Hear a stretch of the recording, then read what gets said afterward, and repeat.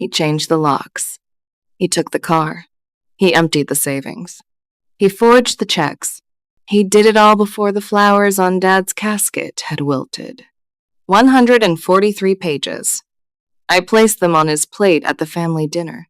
His wife opened the envelope first. The look on her face. I will carry it with me for the rest of my life. Not because it gave me pleasure, because it was the first time in 2 years that someone else saw what I had been holding alone. 2 years of copies and comparisons and bank statements spreading across Aunt Patricia's kitchen table at midnight while the whole family slept in the comfort of a lie. Before I go on, if stories like mine matter to you, that subscribe button means more than you know. And drop your location and local time in the comments. I read every single one. My name is Margot Bellamy. I am 34 years old. I am a bookkeeper at a mid-size accounting firm in Savannah, Georgia.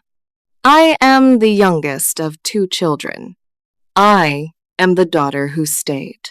My brother, Marcus, is 3 years older. Growing up, Marcus was the son. Everything in our house orbited around him. His baseball trophies lined the hallway in a row so straight, Dad remeasured the spacing twice a year. His report cards went on the refrigerator door. Not mine. There was only room for 1 set, Dad said. But the refrigerator was a Frigidaire, side by side. There was plenty of room. He just never looked for it. Marcus's games were family events that required attendance, matching team shirts, and a cooler full of Gatorade. Mom made a banner for his travel league. Hand-painted. It hung in the garage for 11 years. She made me a birthday card once. Store-bought. Signed but not personalized. Happy birthday, Margot. Love, Mom and Dad. Nothing else. I kept it in my nightstand drawer anyway. I sat in the bleachers. I clapped. I kept the stats in a composition book because Dad asked me to. He said I was good with numbers. He meant it as a compliment. I understand now that he was already training me for the role I would spend my entire adult life performing. The one who counts, the one who records, the one who notices what nobody else wants to see. Dad loved us both. I believe that. But he loved Marcus in a way that was visible, audible, public. He loved me in a way that was quiet, private, almost apologetic. Like my existence was something he was grateful for, but did not quite know what to do with. Like a book he bought but never opened. Mom died when I was 11. Ovarian cancer. 14 months from diagnosis to funeral. I remember the hospital room at Memorial Health, the machines beeping in patterns that I memorized without trying. The industrial soap smell on the nurse's hands that clung to my shirt collar and would not wash out. I remember the styrofoam cup of water on her bedside tray that no one refilled for 7 hours. I remember Marcus sitting in the hallway playing a game on his phone, his sneakers squeaking on the linoleum every time he shifted. I remember sitting beside her bed, holding her hand, counting the spaces between the beeps. 19 seconds. Then 15. Then 9. After Mom died, something shifted in the house. Not immediately. Slowly, like a foundation settling. The house on Paulson Street got quieter. The Frigidaire lost the report cards. The banner came down from the garage and went into a trash bag without ceremony. Dad needed help. Not emotionally. He would never have admitted to that. Practically. Someone to keep the house from falling into the kind of neglect that men of his generation mistook for grief. Marcus was already at Georgia State on a baseball scholarship. He came home for holidays. Sometimes he called on Sundays. Sometimes he sent birthday cards. Twice. In 23 years. I counted. That is what I do. I was the one who learned to cook. Chicken and rice on Mondays. Spaghetti on Wednesdays. Fish sticks on Fridays because Dad liked them and they were $3. $49 a box at Piggly Wiggly. I was the one who drove Dad to his cardiologist, Dr. Anand, on the first Thursday of every month. I sat in the waiting room, reading the same 6 magazines: Southern Living, Field, and Stream. A Woman's Day from 2019 with a coffee ring on the cover. I was the one who sorted his pills into the plastic organizer with the days of the week printed on top. Monday through Sunday. 7 lids. 7 clicks. Every week for 22 years. I could do it in the dark. Dad ran a small plumbing supply business on Abercorn Street. Bellamy Plumbing Supply. Founded 1987. He built it from a single pickup truck and a $12,000 loan from Uncle Robert.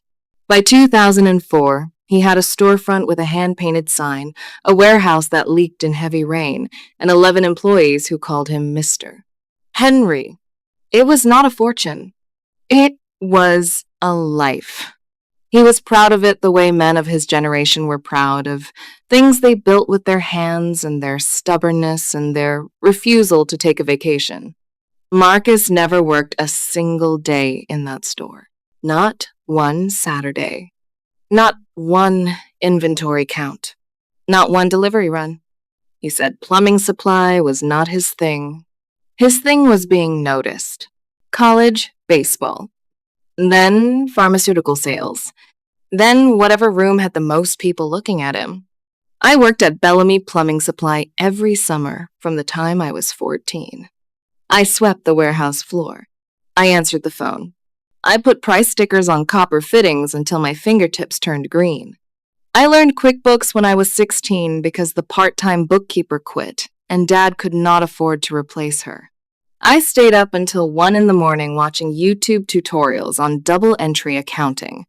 I bought a $12 used textbook on bookkeeping from Goodwill. It had someone else's notes in the margins. I added my own. Nobody asked me to. I just did it. That is the role.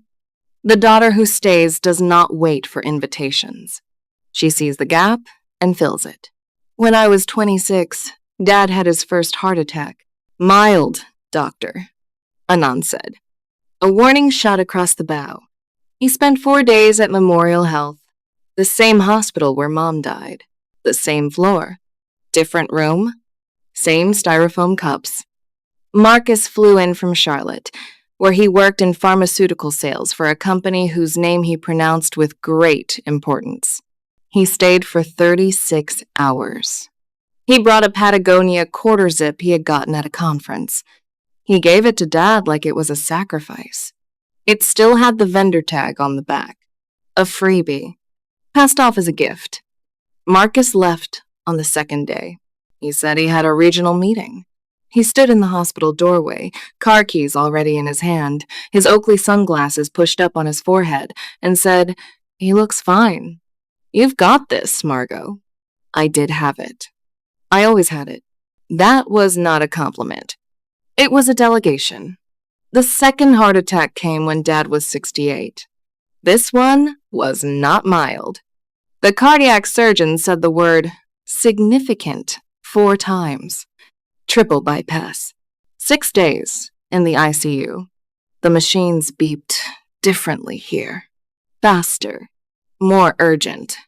More numbers on the screens. I memorized them too. Oxygen saturation. Heart rate.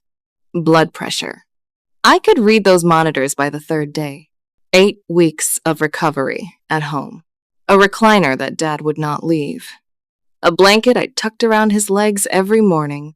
Braves games on the television with the volume turned up because his hearing was fading and he would not admit it.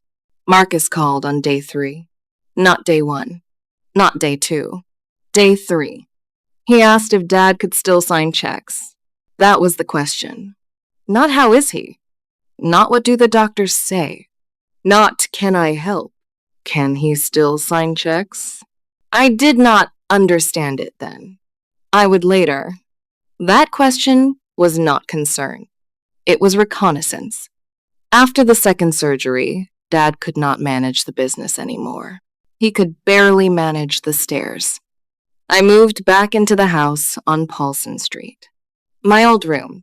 Same twin bed with the squeaky spring on the left side. Same window that stuck in the August humidity. Same view of the magnolia tree Mom planted the year I was born. I took over the books for Bellamy Plumbing Supply. All of them. Payroll for 9 remaining employees. Invoices from 16 vendors. Accounts receivable that stretched to 60 days because contractors do not pay on time and never have. Accounts payable. Bank statements from First Coastal Bank. Tax filings. Insurance renewals. Workers' comp. Everything. Dad paid me nothing. Not a salary. Not a stipend. Not gas money for the 20-minute drive to the store. I was not doing it for money. I was doing it because he was my father, and he needed me, and I was there. The daughter who stays does not invoice. That was when I found the first one. A check for $4,200. Made out to Marcus Bellamy. Drawn on the business account. Dated 3 weeks after Dad's surgery, when he was still on morphine and could barely lift his arm to drink water through a straw. The signature on the check did not look right. The W was too sharp, too angular. The D at the end did not trail the way Dad's always did. I had been looking at his handwriting for 22 years. On birthday cards. On the store lease. On the notes he left on the kitchen counter. Margot, bread in the oven, don't let it burn. I knew his hand the way a musician knows a melody. And this was off-key. I did not say anything. I put the check back in the filing cabinet. I walked to the back office. I turned on the old Canon printer. It took 90 seconds to warm up. I made a copy. I held the copy under the fluorescent light that buzzed if you did not tap the fixture twice. I slid it into a manila folder. I labeled the folder with a single letter, M. That was March 2024. Over the next 4 months, I found 6 more. Each one drawn on the business account. Each one made out to Marcus. Each one signed in a handwriting that was close to Dad's, but not close enough. The amounts climbed. $4,200. $7,500. $12,000. $8,800. $15,000. $19,400. $11,300. A staircase going up. The total by July was $78,200. I said nothing. I copied everything. Every check. Front and back. Every bank statement showing the withdrawal. Every deposit record on Marcus's end, which I accessed through the business banking portal because Marcus had used the business account routing number for his own deposits. He was not careful. He was never careful. Careful requires the expectation that someone might be watching. Marcus had never been watched. He had always been cheered. Because no one ever watched Marcus. Marcus was the son. The son does not get audited. The son does not get questioned. The son just takes.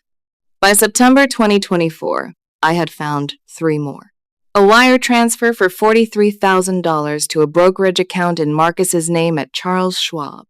A cashier's check for $22,000 used as a down payment on a lakefront property at Lake Norman in North Carolina. An automatic transfer of $1,200 per month that had been running for 18 months, totaling $21,600, routed to a Wells Fargo account that did not belong to the business or to Dad.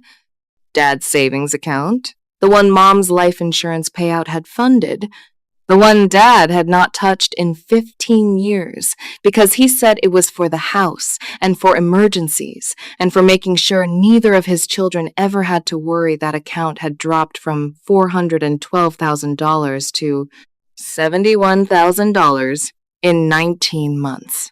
$341,000. Gone. siphoned, drained by the person who called on day 3 to ask if Dad could still sign checks. 14 forged signatures. I matched each one against Dad's real signature from his 2023 tax return, from the store lease renewal, from his truck title, from the Christmas card he sent to Uncle Robert in 2022. I bought a $34 magnifying glass from the Walgreens on Victory Drive. I sat at the kitchen table after Dad went to bed. The house was quiet.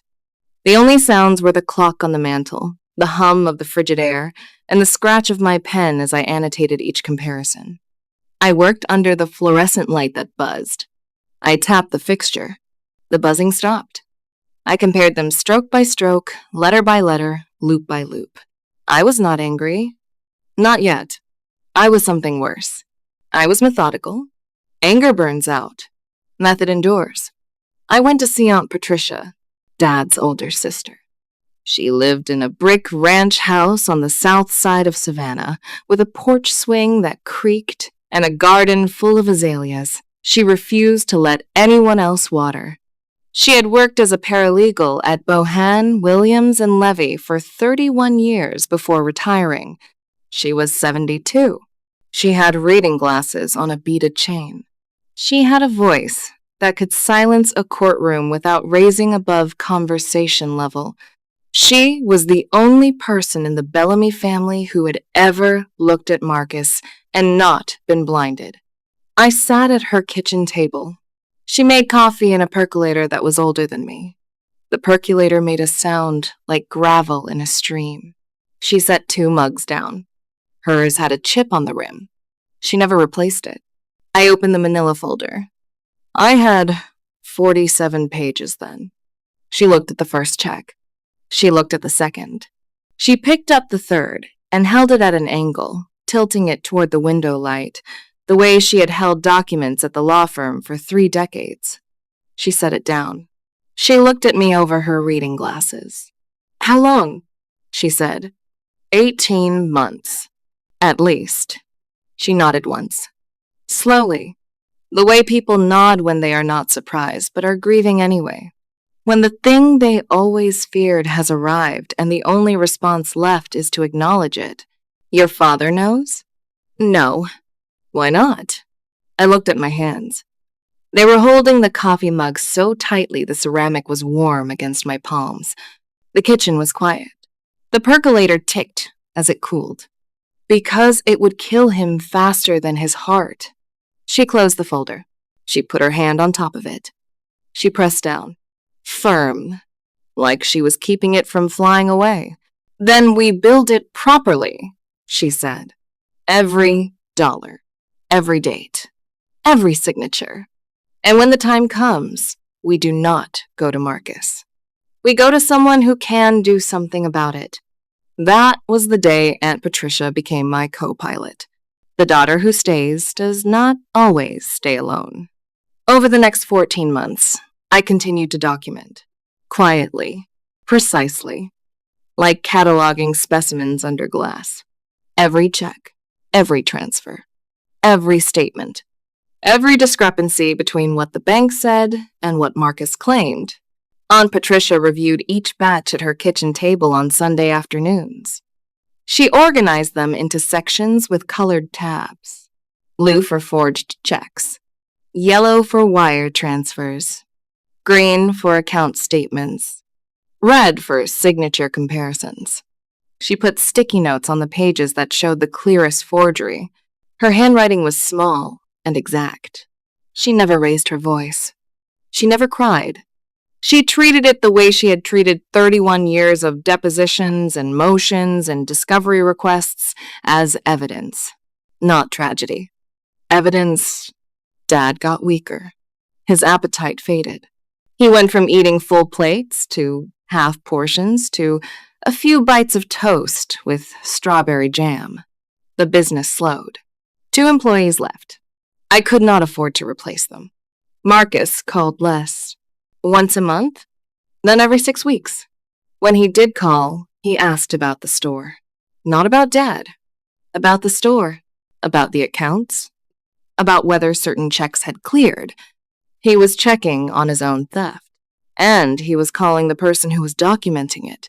I said nothing. I wrote down the dates of every call. I noted what he asked. I added the notes to the folder. By January 2026, the folder had grown to 143 pages, front and back, organized into 7 sections: forged checks, wire transfers, account statements, signature comparisons, timeline of withdrawals, property records showing Marcus's Lake Norman house purchased with stolen funds, and a summary document prepared by Aunt Patricia in the legal format she had learned at Bohan, Williams, and Levy. 143 pages. That is the weight of a brother's betrayal, measured in paper and ink, and the patience of 2 women who knew that truth, to be useful, must be organized. Dad died on a Wednesday, February 11th, 2026. Congestive heart failure. He was 69 years old. He died in his recliner. The television was on. The Braves spring training broadcast. He had a blanket over his lap that I had tucked around him 2 hours before, the way I did every afternoon. His coffee was on the side table, half finished, still warm when I touched the mug. I sat on the floor next to the recliner for 11 minutes. I counted because counting is what I do when I cannot do anything else. The clock on the mantel ticked. The television murmured. Outside, a mockingbird sang in the magnolia tree. It was 3:47 inches the afternoon. The light through the window was gold and warm, and it fell across his hands. I called 911. I called Bonaventure Funeral Home. I called Marcus. Marcus arrived the next morning. He drove down from Charlotte in his Audi Q7, black, with leather seats he had mentioned the price of twice. He wore a navy blazer and loafers without socks. He walked into the house on Paulson Street like he was checking into a hotel. He glanced at Dad's recliner. He looked at the blanket. He did not sit down. He did not touch it. So, he said. He put his keys on the counter. What's the situation with the accounts? Not, I am sorry. Not, I wish I had been here. Not, how are you, Margot? What is the situation with the accounts? The funeral was Friday. 23 people. Dad's remaining employees stood in a row near the back, their hands clasped, their work boots polished for the occasion. 3 neighbors from Paulson Street. Aunt Patricia in a black dress and the pearl earrings she had worn to every funeral since 1994. Uncle Robert, who sat in the front row and stared at his hands. Mrs. Ellen Pace from next door, who brought a handkerchief monogrammed with an E. Marcus gave the eulogy. He stood at the podium in a Tom Ford suit, charcoal, slim fit, the kind of suit that costs more than Dad's monthly mortgage, and spoke about legacy. He said Dad was a pillar of this community. He said Dad built something from nothing with his bare hands. He said, my father always believed that family comes first. Family comes first. He said that, standing in a suit paid for with money he stole from the man in the casket behind him. I sat in the second row. I did not move. I did not cry. Not because I was not grieving, because I had been grieving for 2 years while filing the evidence of what Marcus had done, and the 2 emotions had fused together inside me until I could not separate the sadness from the precision. They had become the same thing, a compound grief, part sorrow, part documentation. The next morning, Saturday, I drove to the house on Paulson Street. My house. The house where I had lived for 2 years. The house where I had cooked Dad's meals and sorted his pills and held his hand during the Braves games and slept in my childhood twin bed with the squeaky spring. The lock was different. The deadbolt was new. Brass. Shiny. I could see the fresh scratches on the doorframe where the locksmith's drill had slipped. The old deadbolt had been bronze. Dad had installed it himself in 1998 with a Phillips head screwdriver and a level he borrowed from the store. I tried my key. It did not turn. I knocked. Marcus opened the door. He was wearing Dad's bathrobe. The plaid one. The one that smelled like Old Spice and wood shavings from the store. He was holding a coffee mug. Dad's mug. The one that said, "World's Best Grandpa," which was a joke because Dad had no grandchildren. He had bought it at a yard sale for 50 cents because it made him laugh. I could still hear him laughing. Marcus could not. Marcus was just drinking from it. "Oh," Marcus said. He leaned against the door frame. "Yeah, I had the locks changed. Security thing. Marcus, this is my home." He took a sip of coffee. Slow, deliberate. The kind of sip a person takes when they want you to wait. "Actually," he said, "it's Dad's home. And the son inherits. Obviously. Obviously." He said it the way you would explain arithmetic to a child who is struggling with a concept that everyone else already grasps. No malice. No uncertainty. Just the plain, immovable assumption that the world is arranged in his favor and always has been. "Where are my things?" "In the garage." I boxed them up. "You can come get them whenever." He had boxed up my life. 2 years of it.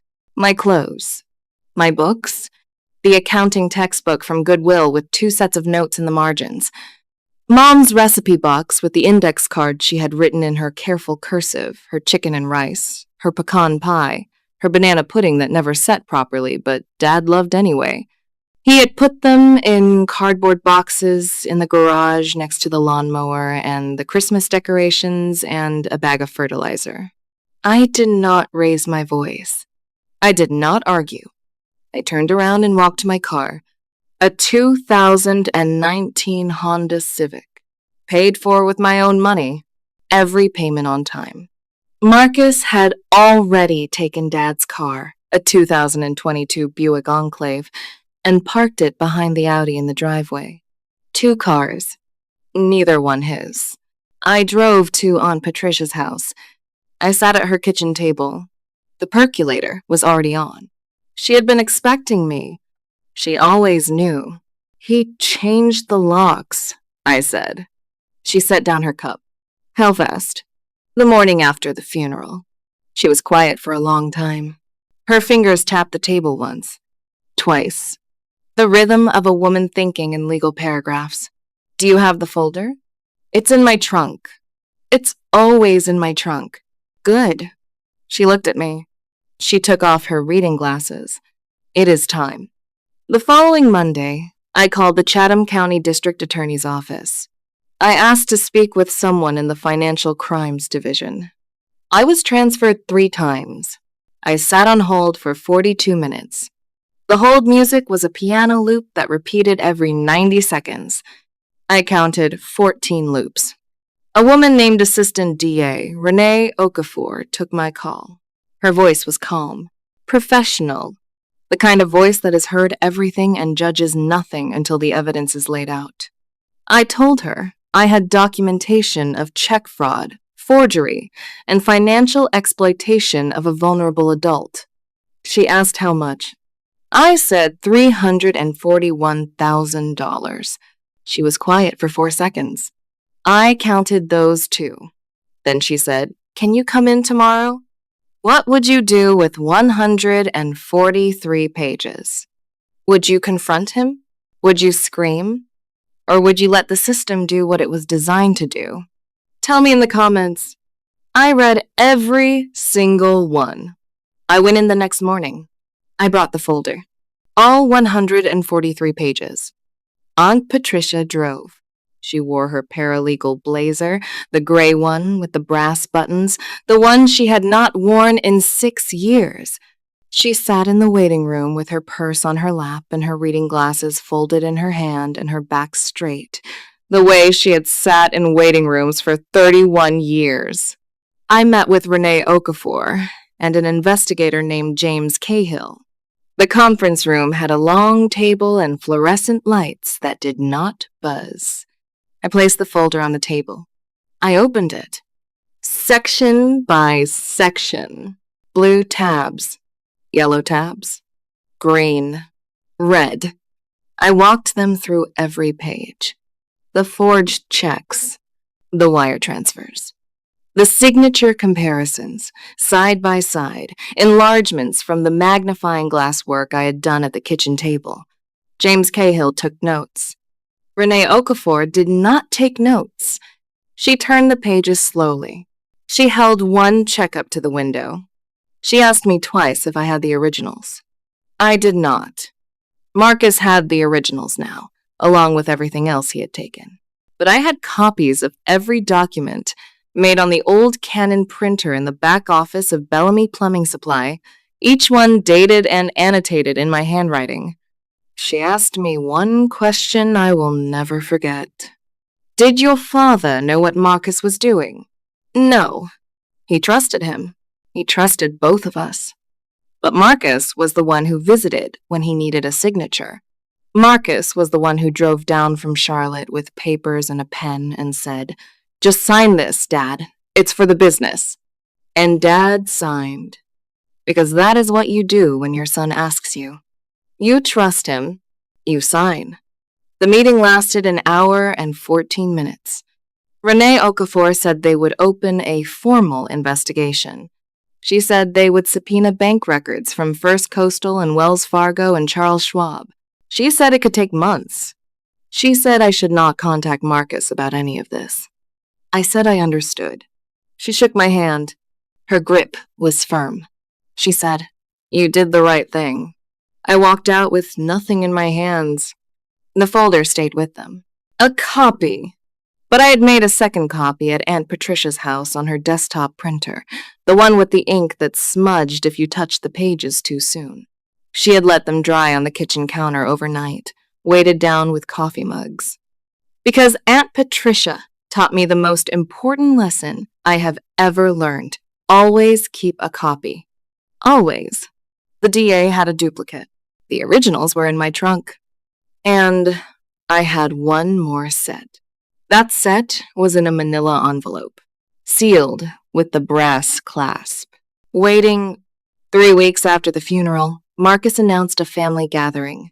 He sent a group text to 12 people, aunts, uncles, cousins. He wrote, celebrating Dad's life and discussing his wishes for the estate. Saturday at the Polson House, 2 p.m. He put a heart emoji at the end. He was going to sit at Dad's table, in Dad's chair, and tell everyone what Dad wanted. He was going to divide up a life that he had been stealing from for 2 years. He was going to play the grieving son, honoring his father's legacy while wearing a suit bought with his father's money. I got dressed that Saturday morning at Aunt Patricia's house. I wore a navy blue dress. Simple. No jewelry except Mom's silver bracelet. The thin one with the clasp that always stuck. The one I had to pinch with my thumbnail to open. I put the manila envelope in my purse. It was not heavy. 143 pages weigh about 1.5 pounds, but it felt like it held 2 years of my life. Because it did. Aunt Patricia wore her gray blazer. She stood next to me in the hallway mirror. She straightened my collar. She did not say good luck. She said, "You have earned this." We arrived at 2:15. The gathering was set for 2. Marcus liked people to arrive before him. He liked to walk into a room that was already full. But we were early because I wanted to see where everyone would sit. I wanted to see the room.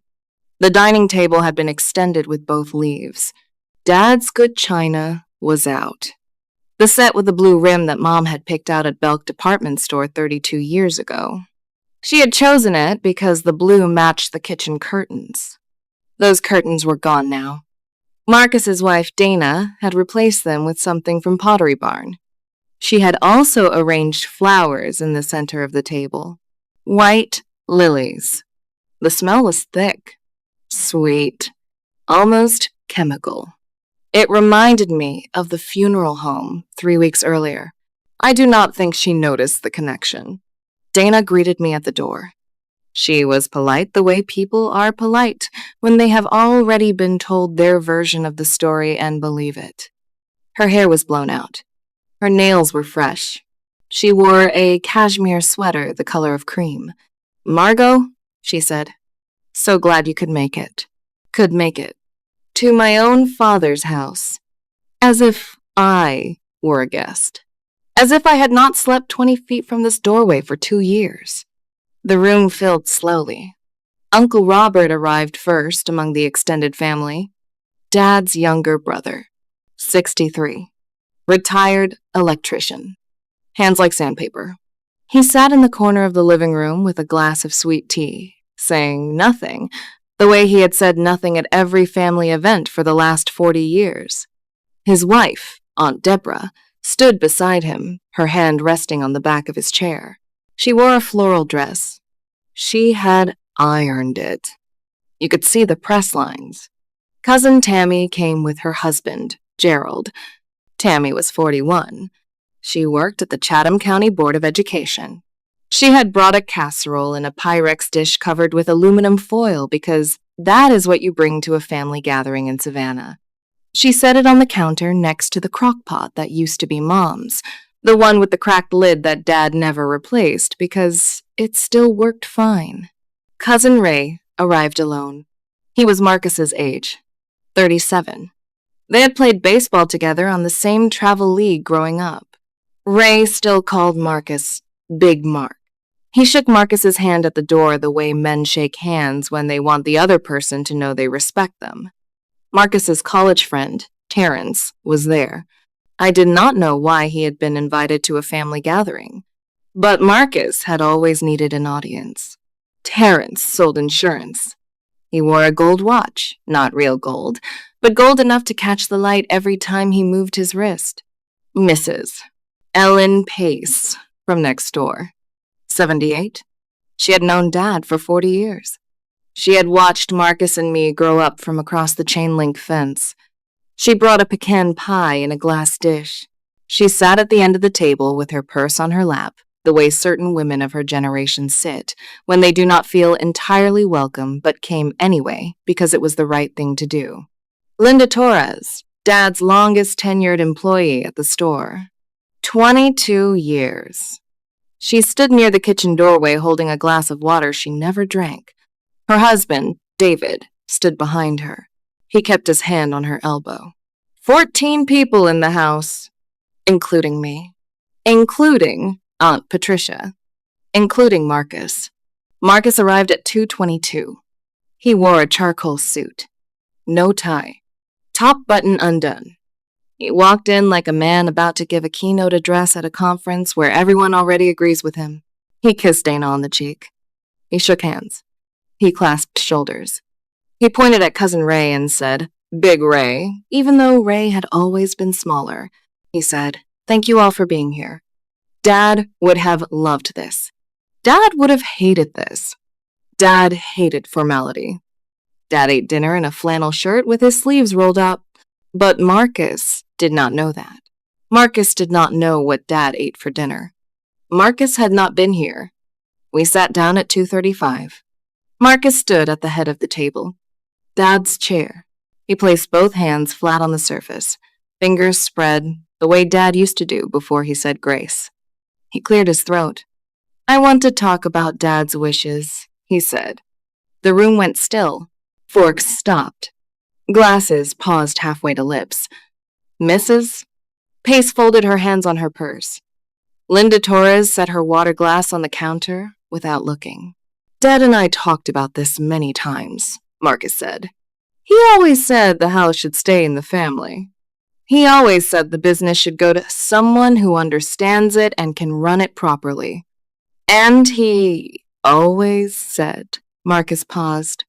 He looked around the table. He made eye contact with Uncle Robert, with Cousin Ray, with Terrence, who had no stake in any of this.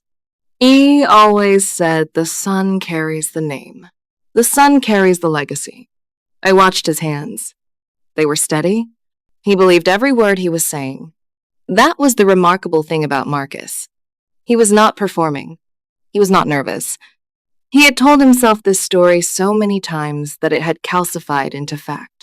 He had rewritten history the way he had rewritten Dad's signature, close enough to pass if you did not look carefully. but I looked carefully. That is what I do. So, I've been in touch with a lawyer in Charlotte, Marcus continued. We're going to probate the estate.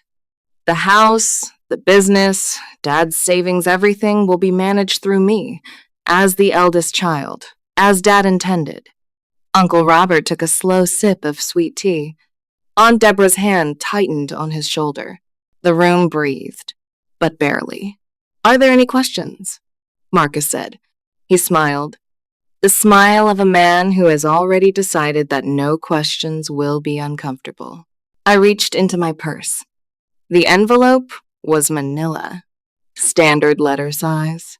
The brass clasp was open because I wanted it to be easy. No fumbling, no delay. I placed it on the table. Not in front of Marcus. In the center, beside the white lilies, where every person at that table could see it. What is that? Marcus said. Open it, I said. He did not move. He looked at the envelope. He looked at me. His smile did not fade. It froze. The difference matters. A fading smile is a person absorbing new information. A frozen smile is a person refusing to. Dana reached for the envelope. She was closer. She picked it up. She pulled the pages out. She looked at the first page. Her eyes moved left to right. Left to right. The way eyes move when they are reading something they did not expect. She turned to page 2. She turned to page 3. Her lips pressed together. A thin line. The color left her face the way ink fades from a receipt left in the sun. Slowly. Then completely. Marcus, she said. Her voice was flat. Stripped of performance. What is this? It was not a question. It was the sound of a woman whose version of the story had just been replaced by a different one. Let me see that. Marcus reached across the table. Dana pulled the pages back. She held them against her chest, both hands flat against the paper, the way you hold something you are not ready to let go of because letting go means deciding what to do next. She looked at him. I watched her look at him. It was the look you give someone you are meeting for the first time while sitting next to the person you thought you knew. Page 7, I said. My voice was steady. The bookkeeper voice. The voice that reads numbers. That is the first forged check. $4,200. March 2024. Compare the signature to the one on page 43, which is Dad's actual signature from his 2023 tax return. The W is wrong. The D does not trail. The room was silent. Not quiet. Silent? There is a difference. Quiet is the absence of loudness. Silent is the absence of everything. The refrigerator hummed. The clock on the wall ticked. 14 people sat at that table, and not one of them breathed loudly enough to hear. Page 19, I continued. A wire transfer for $43,000 to a brokerage account at Charles Schwab. Marcus's name. Page 27. A cashier's check for $22,000. Down payment on a Lake Norman property. Marcus's name. Pages 31 through 38. 18 months of automatic transfers. $1,200 per month. $21,600 total. Routed to a Wells Fargo account. Marcus's name.